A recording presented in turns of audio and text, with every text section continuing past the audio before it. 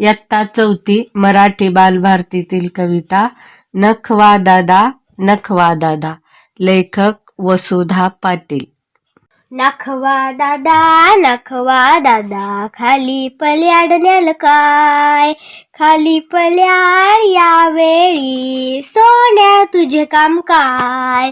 खाली पल्याड उंच डोंगर, डोंगरावर हिरवे रान, सकाळच्या कवळ्या उन्हात दिसेल किती छान छान.